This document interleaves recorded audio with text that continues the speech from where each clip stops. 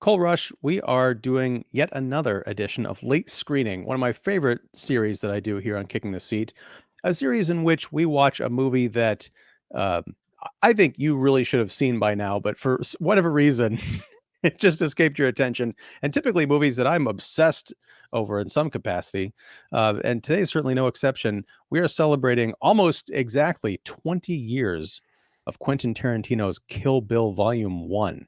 Wow. This came out on October 10th, 2003. Almost said 2023. Then I almost said 2013. Then I got back to the actual 20 years earlier. But yeah, you'd never seen this before, huh? No, I had not. I will say though, like Tarantino movies, when I watch them, are like the quality is just regularly mind blowing. That's all there is to what I had to Oh, okay. say. And cut. No, no, I mean I'm glad you feel that way because I had not okay, when Kill Bill came out, I think I saw it in the theater probably 5 times. I watched it a bunch on video. One of those movies I just took people to see because I'm like, "You haven't seen this yet? You gotta come along." But I hadn't watched it in probably 10, 15 years before we sat down in person yesterday. First time, I believe, since the bug hit that we actually got to watch a movie together at your place, your swinging new pad. Well, it's not it's newish. It's new to me, brand new, but There you go. to you. Yeah. Um, and I wasn't sure if I was romanticizing the movie, if it was like, "Oh, this is something I loved when I was, in my mid-20s and now in my mid-40s," like, it really, for me, does hold up, and the only problem I had was remembering which parts were in actual volume 1 versus volume 2, which we'll talk about next year. Have you heard of the disease LCV? No, isn't that a brand of VHS tape from the '80s? No, it's a disease I just made up called lack of creative vision, and I would say Excuse me, that I'm taking offense here, sir. oh, just you wait. Um, it is a plague from which many creatives suffer these days. It's also called early onset capitalism. Um, but LCV is, I think, so rampant in our culture these days.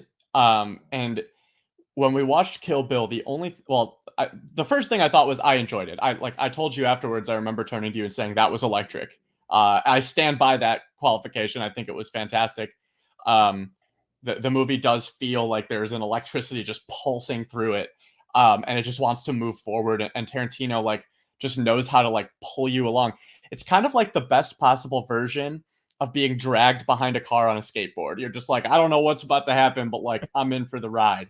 Um, and the reason I bring up LCV, this disease I just made up, is because Quentin does not suffer from it. I believe he has the cure. And it's funny because yes, all of his movies have their own identity and they're very cohesive, and you can feel that it's a Tarantino movie. It has that kind of that oeuvre that you look for in a QT movie. But each one also has its own specificity to it. And he brings a creative vision that is so well realized in every single movie. And it's hard to believe. I'm thinking of all these different analogies, but I'm going off the rails because fuck it. No. There's this musician I love. His name is Jacob Collier. A lot of people don't like him because a lot of his stuff is kind of weird, but I just think it's fantastic. And it's very clear that he's like a prodigy, right? And he suffers from what he calls creative infinity syndrome. And it's just like he has so many ideas that he can barely get them all out. Like he's about to release the fourth in a 4 album project that spanned the course of many years. And to me, Tarantino feels like the movie version of that. And it's different because he's not releasing music, right? But the movies have so many ideas within them, and that he's able to blend them together so well into a single creative vision is absolutely amazing. And I think particularly something that really hooked me in this movie was the whole anime segment, which Hmm. on paper that doesn't work. You don't go to an executive and say, I've got this live action movie, there will be a 20-minute anime scene in the middle about the backstory of one of the characters. And they're like, are you fucking crazy? In fact, one of the only movies I can think that does something like this is one of the Harry Potters, which we haven't watched yet, so I won't spoil it. But there is an animated scene in one of them that I think is very interesting and done well. But it's kind of cool to see how Tarantino like laid the groundwork and made that happen. Um, yeah, I don't know. He doesn't suffer from LCV. He might suffer from creative infinity syndrome. I would have watched that anime segment as just an episode of anime to begin with, and that it is packaged within this live action movie is just amazing. One of the this is kind of apropos of nothing, but we're kind of it's a stream of consciousness show apparently today. At the end, when young Oren Ishii pops up, it's not the end, but it's sort of the bridge sequence between from when she's a little girl to when she becomes like the assassin. She's watching her house burn down, I believe, and she pops up. She's like this little girl. We see her from behind in pigtails. I immediately thought of Boo from Monsters Inc. I think it's That's so because that true. movie it only came out, like, a couple years before Kill Bill, and I love that movie too, and I just imagined that it's probably not related, but in my mind, those movies will always be linked somehow. They're part of some weird, fucked up cinematic universe. There you go. But yeah, it's interesting that you are really taken with Tarantino's sort of, as you're calling it, it's like an infinite creativity. Um, because there are a lot of Tarantino detractors even today who said that he's kind of a ripoff artist. And I understand that complaint because I don't accept it, but I understand it. What he has built a career on is sort of nostalgia and also taking the kind of obscure like grindhouse foreign action cinema that he like grew up watching and also when he clerked in a video store at I think it was Video Archives, he was obsessed with these movies and he put his own spin on them and brought them to the popular attention. I mean, if you watch, I saw a YouTube video I think years ago. There was a shot by shot or a side by side like screen comparison between shots from Reservoir Dogs and shots from I don't know if it was a John Woo movie, it was City on Fire or something. I'm getting this totally wrong, but you watch it and you're like, oh yeah, there's no excusing this unless you're trying to say, hey, I love this movie. There's no way people in America in 1992 are going to watch this on like a mass scale. I'm going to make my own version of it, kind of pay a tribute to it. And then the rest of his career has not only been building on the sort of the visual language of Reservoir Dogs, the violence, the hitmen in the black suits with the white shirts, those kinds of Tarantino mile markers, but also continuing to popularize things that he loves that most multiplex audiences wouldn't even know about, like anime in 2023. I mean, yeah, it was a thing, but to your point, like what Hollywood executive is going to greenlight having like a 15-minute Japanese cartoon in the middle of this, sword fighting movie? But he did it, I think, because at that point he had the pull to do it. Certainly, I think that helped. But yeah, it really helps to give this movie its own identity.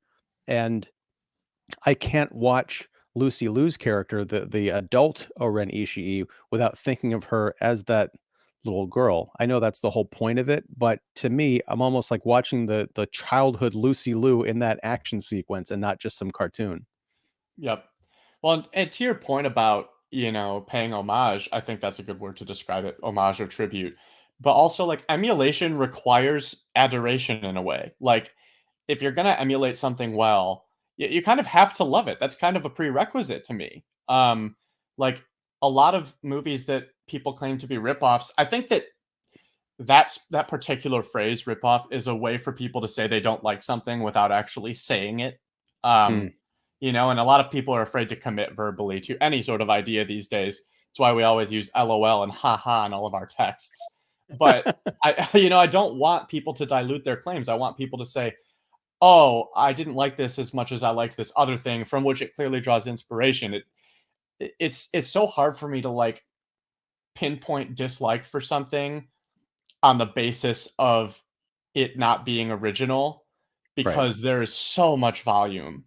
And it's like I said, like when you love something and you work within a genre space that you adore, like yeah, there are going to be similarities to other things. Some of them may be obvious and intentional. Some of them may just be more spiritual or conceptual, but that's okay. And it's to your point too, like whether or not Tarantino actually thought I'm going to bring this to audiences, and get them to watch this other stuff, that could still very well be the result indirectly. of his desire to create this way. And I think it all ties back into what I was saying as well, where you have this guy with a creative vision, and he's like, if you let me make this, it's going to pay off, and he's got the backing to do it. Um, and I think that's what we lack a lot. Like this movie, Kill Bill, there are a lot of people I know who I would never recommend this to, and that's okay. And I think this movie is proof that that's okay. Whereas I think we talk about this a lot. You know, modern movie making seems to be trying to appeal to the masses, and a lot of stories struggle as a result. They become lesser, they become worse versions of what they could possibly be. Whereas Kill Bill is like the best movie it can be. It just feels that way, that it is polished and streamlined in every way. It's campy in all the right ways, it's serious in all the right ways, and it is made to be a specific thing, and it succeeds. Yeah, I mean, let me ask you, like, who would you not recommend this to? I'm curious. Um, well, I wouldn't recommend it to my dad. Okay. And I love the man, obviously. He made me. Well, he at least half made me. And my dad would not understand that this movie is kind of like playing into its own cheekiness a little bit. There are definitely lines that are cheesy and like are done so purposefully. There is a lot of camp in this movie. Um, and this is a really interesting juxtaposition for me because my dad and I watched Reservoir Dogs together and we both loved it. But I think that movie takes itself a little bit more seriously by necessity. I think that's what Reservoir Dogs is trying to do, whereas Kill Bill is it's more of an action flick to me. It's less of a, you know, pulpy sit down and enjoy the grit of it. It's there, that exists in Kill Bill. But to me, Kill Bill almost reads like a superhero movie. And I know it Mm. obviously pays homage to a lot of martial arts and such, and like, you know, that history, that rich history of movies, especially from overseas. Um, but yeah, like I would never show my dad because I just don't think that stuff would click with him. I think he would see the hyper violence as kind of overbearing in a movie like this because he would view it as more cartoonish than a Reservoir Dogs. Hmm. Um, so the violence to him wouldn't have as much purpose. It would just be there for violence's sake. That's a lot of different reasons, but I think they all kind of stem from the same issue, which is that like this movie rests within a specific genre and tropey space, which is not a judgment either way, just more of like a statement of, you know, my interpretation of the movie. And it does that to a T, and it goes ham on it. So if you show it to somebody who doesn't kind of want to buy into those aspects, I just don't think it's going to click for them. Sorry, Maybe it's Dad. an Love you. He'll never listen to this. it's an interesting point, as Sam Jackson said in Pulp Fiction. But you know, when I maybe it has to do with getting into the. This is a complicated one because he liked and loved Reservoir Dogs. When I first saw Kill Bill, I had no frame of reference for any of these martial arts movies. I knew from pop culture and from like entertainment magazines, oh, Uma Thurman's yellow and black kind of, you know, fighting suit at the end was an homage to Bruce Lee's in Game of Death. I watched my first Bruce Lee movie this year, like within the last 6 months, and it's also when I watched my second Bruce Lee movie. And I still haven't seen Game of Death, which is the one that the suit that this particular homage came from. But I didn't feel like it was lacking. I felt much like, and this, we're getting inside Tarantino's head, but if what he's trying to do by paying homage or ripping off or however you want to put it, putting this stuff into, you know, a mass movie, it did make me appreciate and become interested in like what is this new like cinematic language I've never, you know, heard of or experienced before. You know, it wasn't 20, it was 20 years later that I really started getting into these things, granted. But it kind of planted the seeds. Um, One thing I thought was an odd choice, which I still don't understand. Maybe there's a movie or series of films that'll help give me context. You probably noticed whenever Uma Thurman's character said her name, there was a very loud beep that prevented Mm-hmm. you from. I mean, they don't blur her mouth or anything, but you can't quite tell what it is. Her name is revealed in volume two, but I still don't understand the significance of beeping it out. It seemed just like a trope to get you hooked to be like, oh, there's a big mystery and coming in part two. It's like, not really. I mean, Yeah, it's a very strange name too. I wondered at it when they first said it. But then I kind of like I think it happens twice fairly early on, and then you don't really. If it doesn't happen again, or if it does happen again, I didn't notice it. Um, but to me, it was just kind of a cool storytelling choice. Like it's kind of a flex in a way. Tarantino's like, I can get you to care about this person, and you don't even know their name. Like, and that's a really cool exercise in characterization for me.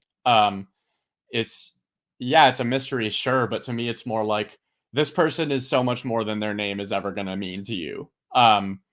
There are multiple qualities that make up a person, and a name is just a way for them to identify, which I just find fascinating from a character and storytelling standpoint.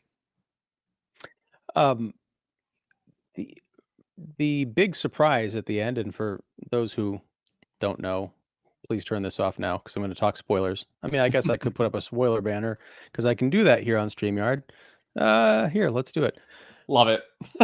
So I'm going to get to the spoiler by backtracking because we haven't even talked about what this movie actually is, right? We're what, 25 minutes in, 22 minutes in? 22 and 17 seconds. Um, Might be a record. so Right. It's a revenge story. Uma Thurman plays the bride, and we meet her in the beginning of the film when she's barely alive. It's black and white sequence. She's on the floor of a chapel. She's been beaten all to hell, and Bill comes in and starts talking to her. We never actually see who he is in the film, although you had some pretty entertaining theories. I loved it when, like, the sheriff or the sheriff's deputy would pop up and be like, "Oh, there's Bill." I'm like, "No, Cole, it's not. It's not one of those." Lucy Liu pops up. I'm like, hello, Bill. That'd be killer. Um, but no, so he talks about he kind of gives this monologue and then blows her head off right as she's saying, "Bill, it's your baby." And then she wakes up 4 years later in the hospital. Of course, we get some flash forwards and flashbacks. This is a Tarantino movie after all, but essentially she wakes up 4 years later from a coma. Turns out that during that time, her body has been unf I didn't really consider what had gone on during that 4 years until this viewing of the movie. I'm like, this orderly at this hospital was giving rides, on the comatose body of this poor woman for almost half a decade, and he didn't get nearly enough coming to him what I what I thought once that clicked in my head, I'm like, "Oh, no, she let him off light." Yep. But she dis discovers that her baby is gone, and she goes on this revenge mission to track down the members of this death squad she was a part of, led by Bill, but also had henchmen with different snakes as code names. You had you know Cottonmouth, Black Mamba, other California mountain snake. California mountain snake, very good. And so she gets through about half of them, maybe 2 or 3 of them in this film, and then the others we meet and are set up for, destruction possibly, in the sequel. But, it's all a matter of kind of climbing getting herself, uh, physically and mentally prepared to go after these people, working her way up the ladder to eventually kill Bill, as the title suggests. Um, but, yeah, that's the synopsis. At the end of the film, I think the last line of the movie is, "Tell me, Sophie," as Bill is kind of comforting his accountant slash, underling who's been horribly maimed by the bride to get information. He says, "Tell me, Sophie, does she know that her daughter is still alive?" It When I saw that for the first time in 2003, that was like it was like one of the best cliffhangers ever because it was a complete almost like a gut punch because it hadn't even occurred to me that the kid could still be around. Were you surprised by that, or was that something you were expecting, like, from the time she woke up in the hospital, like, "Ah, the kid's still fine somewhere No, else?"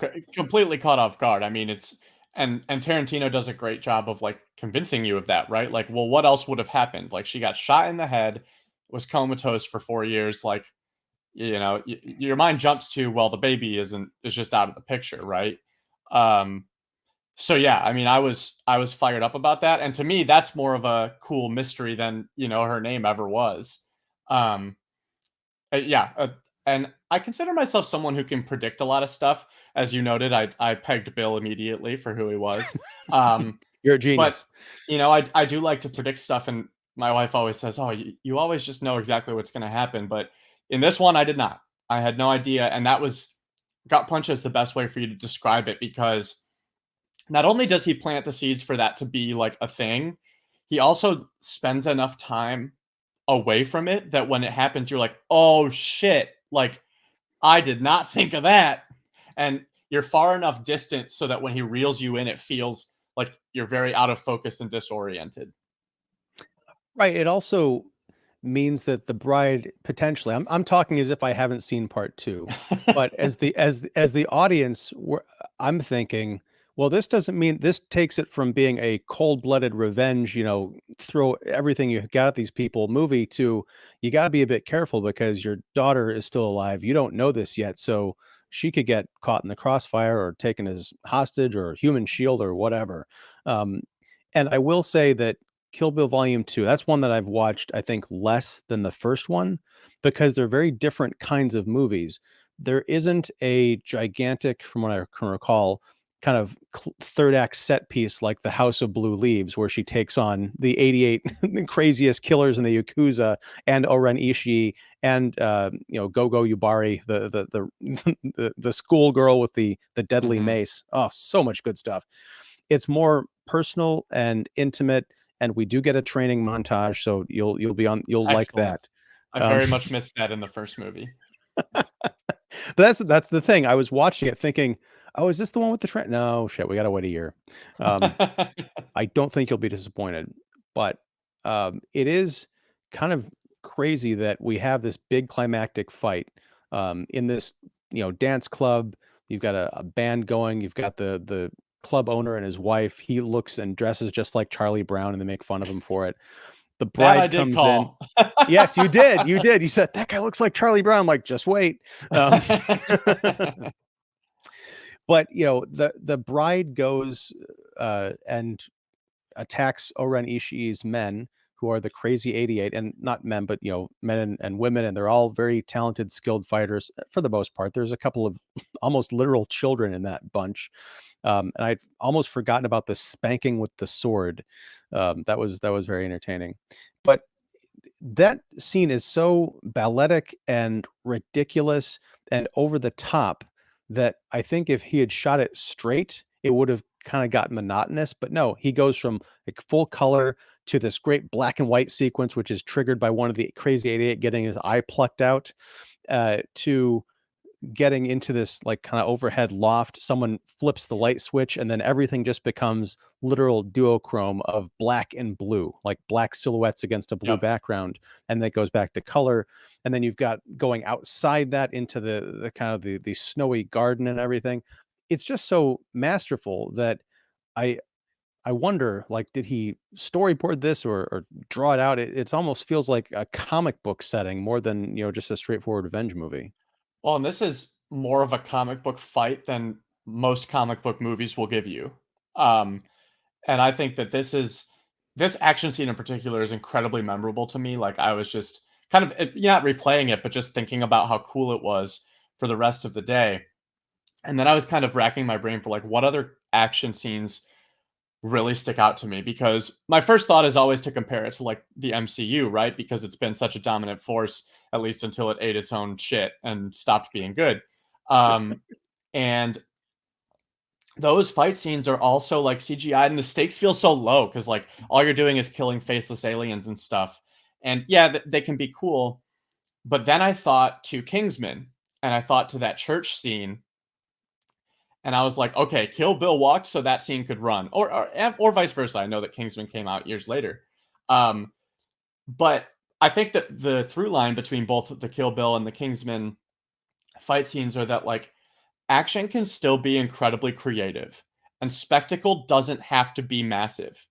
Like this entire fight scene in Kill Bill takes place in a freaking tea house, and like you could probably run around the thing in 20 seconds. It doesn't need to be on this huge field. It doesn't need to be world-ending stakes. You can make the fight matter by giving the person a reason to be there and then play with your landscape and your space in an interesting way. And that's what Kill Bill does. And I think it's by far one of the best fight scenes I've ever seen, especially in live action. I've seen a lot of really cool ones, obviously, in animation, but it's a different medium. Um, and I'm really glad you brought that scene up because it was a standout for me. And I say scene, but it's in reality it's like half the movie. Um, like the last 30 minutes. Um, but that comes back to the electricity I was talking about. It doesn't stop. It doesn't let up. Even in the moments of peace where like the schoolgirl is slowly like winding up her mace, there's this tension and it's like this kinetic energy just waiting to burst. And the entire movie has that throughout, even in its quieter moments. And it's something you just don't get in a lot of movies these days that I miss. So when I watched this, I was like, okay, some people still get it. Like they still do it right. Yeah, and one of the things I loved about Uma Thurman's performance as the bride, I mean, it's a very physical role. I should have looked this up. I don't. Zoe Bell is fantastic stunt woman who's become an actress in her own right and worked with Tarantino on. I think it was his next picture after the Kill Bill movies, which was Death Proof, which is part of Grindhouse. Um, I want to say she was a stunt person for Uma Thurman in this movie. I could be wrong, so apologies. But I love that the bride is a fully well-rounded character, and she's also a character that goes into these fights, and she's not invincible. We see way too many, like you're talking about comic book movies, people have, like, powers or they're going up against, like you said, faceless henchmen, so they mow through them very easily. Uma Thurman gets her ass handed to her in this Yep. movie multiple times, and she keeps fighting back, and we'll see more of that, in the second, chapter, but that scene you mentioned with Go-Go and kind of winding up the mace, I've seen this movie, a dozen times possibly in my life, and felt like I was watching it for the first time yesterday because you really feel the weight of that thing through the sound design, which in this movie is also off the chain. But when that thing hits the floor, it goes ka-thunk, and you can see the blades coming out. And like, I would not want to get hit by that damn thing. And when she does, you're like, okay, now she's on the floor and she's got like a table on top of her. How's she going to get out of this one? And even though she does, you can still tell that she's in a lot of pain fighting through this, and it's pure adrenaline. Yeah, and I'm happy you mentioned the kathunk because the one thing that kind of took me out of the movie was when she was first spinning that mace. I was like, that looks like plastic, and I was like, it probably is. I don't know what they made it out of, but at first I was like, this, like what? And then she drops it, and then I was immediately back in. But you I mentioned had a it. similar. Oh, sorry. Go ahead. Well, you mentioned another good point, so I'll wait and transition. But please tell me what you were going to say. I was gonna say it wasn't that moment, but it was uh, when she brought out the blades from the mace. There's one shot where it's coming right at the camera. That took me out of the movie. Like, yes, this looks like a toy, and I wonder if it was just because it looks like it was painted to look metal, but they used a matte instead of like a shiny paint or something. It Right, Yeah, it was the slow motion of it, and again, the sound design that I think really saved it because there was a split second like, "Oh, that doesn't look great," but then it hits, and you're like, "Oh, okay. All bets right. are off." Well, and to your point about having stakes in the fight and having her actually like be able to get hurt, to me that begets a sort of resourcefulness in fights. Like you can't just have your character wipe through or mow down, like you said, tons of enemies, and it makes for a more creative fight scene. And it makes her use her surroundings. And it's again like go back to any superhero movie. They don't like they don't do anything other than just use their powers, and the resourcefulness and this is a very martial arts movie type thing too, is like how is this space utilized? Is it just a Mm. space for this fight to take place, or is it a battleground? And there's a huge difference, and the tea house is absolutely a battleground. These fighters are using this space to their advantage, and that resourcefulness is more of a superpower than any laser eyes could ever be. Point very well taken. Did I Although I'm not turning down laser eyes if somebody's offering. sounds like something you have to pay extra for. But That's what I I spent get my $100 on yesterday.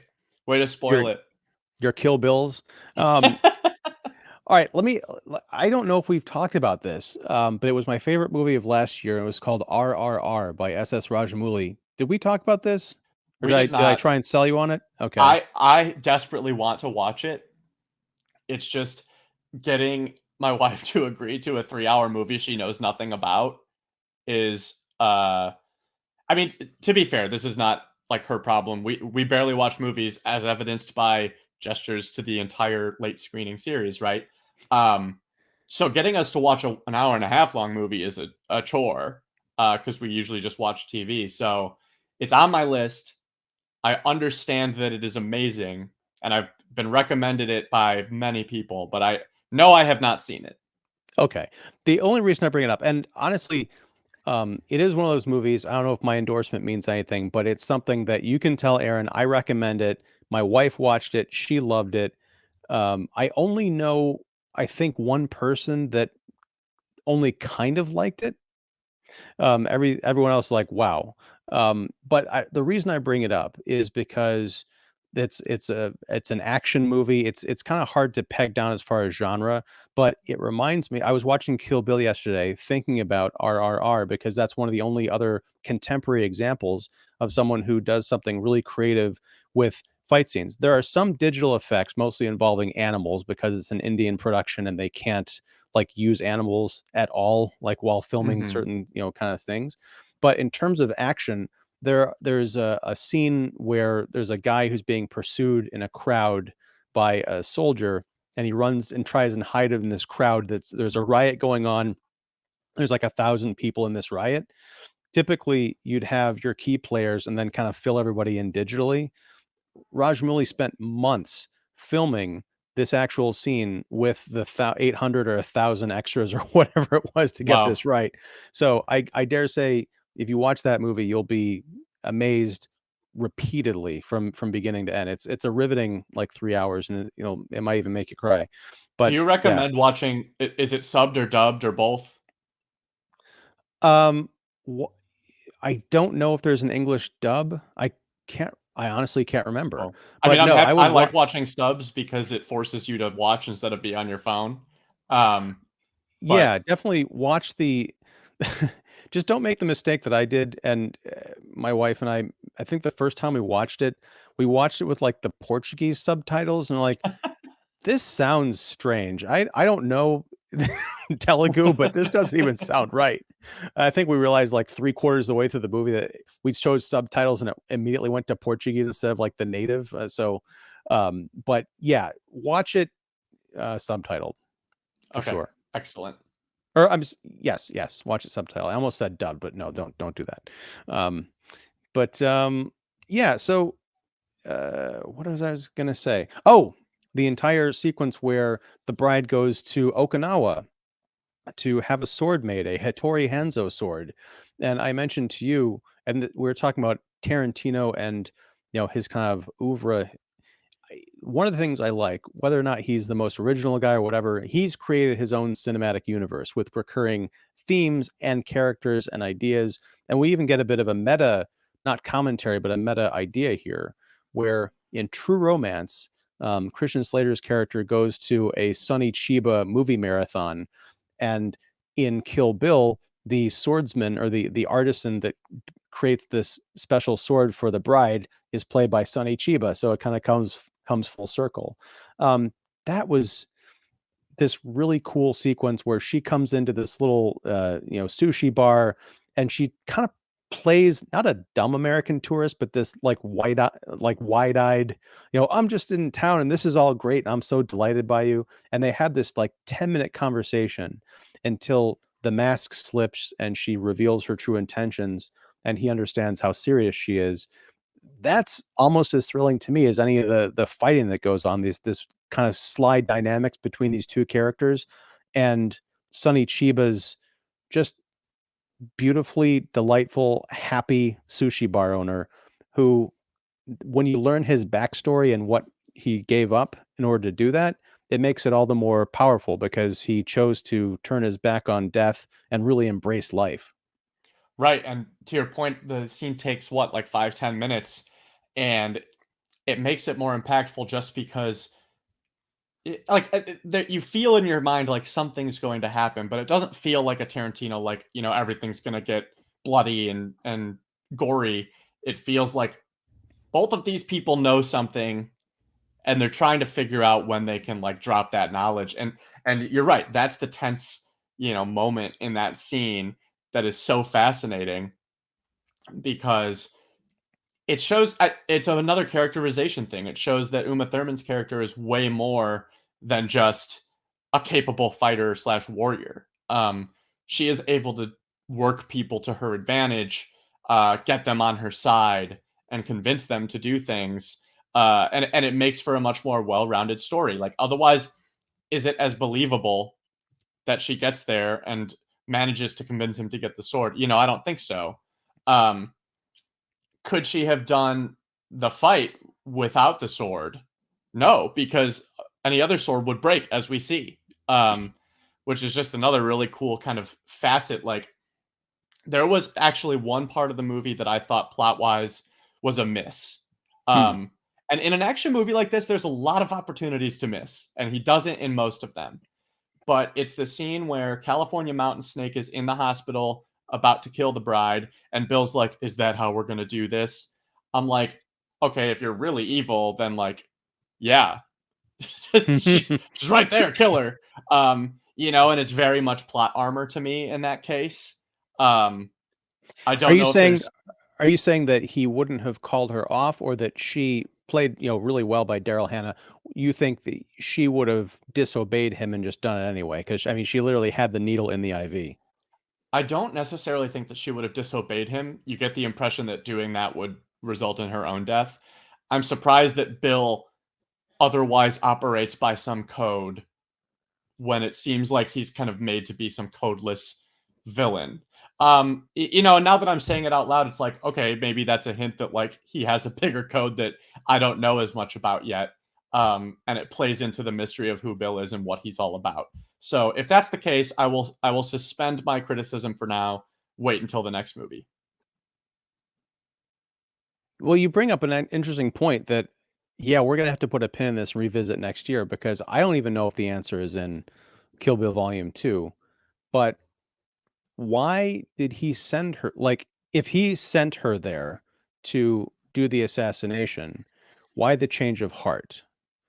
And also, why wait 4 years? Did he have to find her? Like, I don't know. Maybe she came, well, she was anonymous, right? I don't Right, think she was identified. She was just kind of like in that, coma. Yeah, right, there's some questions. I think if you really want to get into the nitty-gritty and nitpick this movie, and I'm guilty of this myself, so maybe I'm being a hypocrite here. But I think you can answer these questions or ask these questions, and maybe Tarantino either doesn't care about them, or he's got some kind of mythology that he's just not sharing. But right. it's a minor point, but it's also an interesting one. I'm like, yeah, what the hell is she doing there in the first place? Unless he sent her there to kill the bride, and then what's with the last minute change of heart? I don't even know if that's explained later.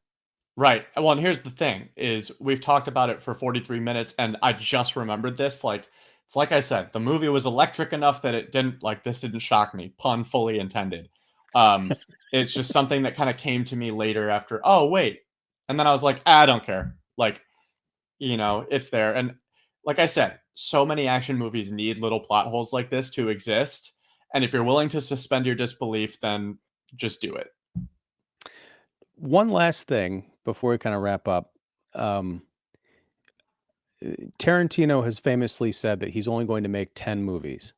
Once Upon a Time in Hollywood was his ninth, and that came out a few years ago. That was like one of Mhm. the last movies out of the gate before the bug hit. And his next one has been announced. I think it's called The Movie Critic, which should be very interesting. Um, Starring Ian Simmons. uh, I wish.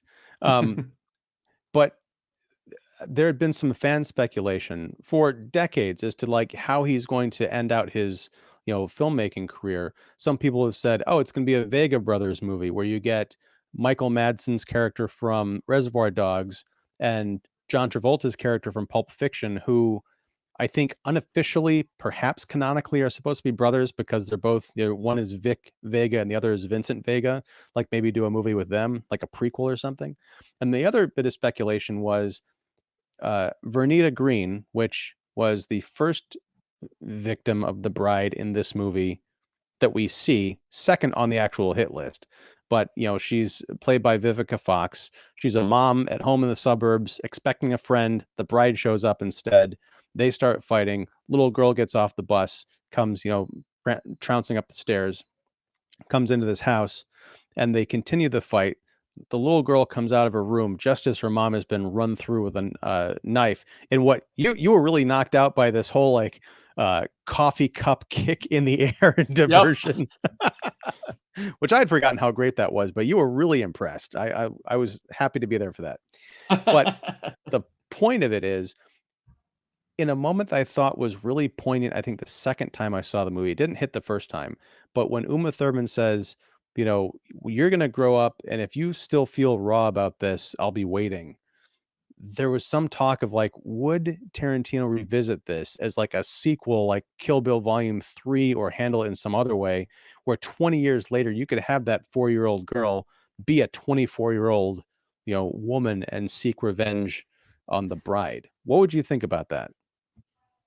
I think that I would be in capable hands if Tarantino did it, but I and that's it's both an advantage and a disadvantage, right? Because he could make a movie that's completely unrelated to any of his other movies, and I would be equally happy. Hmm. I don't need some sort of MCU style connection, right? I keep saying that term, and in some ways it is derogatory. In other ways, it's very good. One of my favorite fantasy series is basically an MCU type thing. But yeah, I mean, I would be interested in it and to see how this story carries out. I will also reserve judgment on that possibility until I see Kill Bill 2 because it may change my perspective. Yes, I maybe spoiled something here by saying there is no part in Kill Bill Volume 2 where there's like a 20 years later flash forward with the bride sitting in her cabin at the lake, and then there's a knock on the door. That does not happen. Yeah, So, she's like knitting. but then she uses the knitting needle to take down Oh, exactly. Black Mama's daughter. I did I did love that. That always gets me, the line when Vivica Fox, who is, African American actress, she's kind of talking to the bride in the kitchen saying, "Black Mamba. I should have been motherfucking Black Mamba." Oh, awesome. Well, any kind of departing thoughts on Kill Bill Volume 1? I loved it. All right. That's going on the poster for the re-release. Um, but, no, thank you for I'm glad you loved it. I'm curious to see what you think of part 2, which we'll explore next year. I hope you love it as much. As I mentioned, I think it's the one that I've seen less of the 2, and that's not a knock on it. It's just a different kind of movie. It doesn't, like, get you revved up to be like, "Oh, I'm gonna watch her kill a whole bunch of these people." Um, but I think it's a fitting chapter, and it has possibly one of the most divisive climaxes of Tarantino's career, and that's all I'll say, but, or his filmography. So, yeah, Cole Rush of The Quill to Live and colerush.com and all that good stuff. Where else can we find you? What are you up to lately? Plug yourself. Wait, that sounded um, terrible. Give us some plugs. That sounded I'm worse. already plugged. So, I all my work is at colerush.com. I no longer have social media, so that is the one place where you can find me. So how do I tag you and stuff if I wanna tag you? You just write my name. Oh, okay, and you'll find it, you'll cast out into the ether. Are people talking about me anywhere? Yep, I get brain chip alerts when I'm tagged. Oh, no. You joke, but that's, in 5 years, that's gonna be the reality, I bet. Yeah, I know. Um, ugh. All right. Well, anyway, brain chips aside, it's been another great conversation. I loved watching the movie with you in person. We gotta do more of that. So thank you for hosting me, and thank you for hanging out. Everybody out there, thank you for hanging out and watching this late screening of Kill Bill Volume 1. We will be back next year, and in fact, next month, talking about something else. I don't remember what that's going to be, but it'll be fun. It'll be awesome because Cole is fun and awesome. And until next time, be sure and like and subscribe. Be sure to check Cole out, all of his, great stuff, his adventures into the world of writing and beyond. And until next time, whenever that is, whatever that is, thanks, take care, like and subscribe, all that good stuff, and take care. I said that already. Fare thee well. There you go.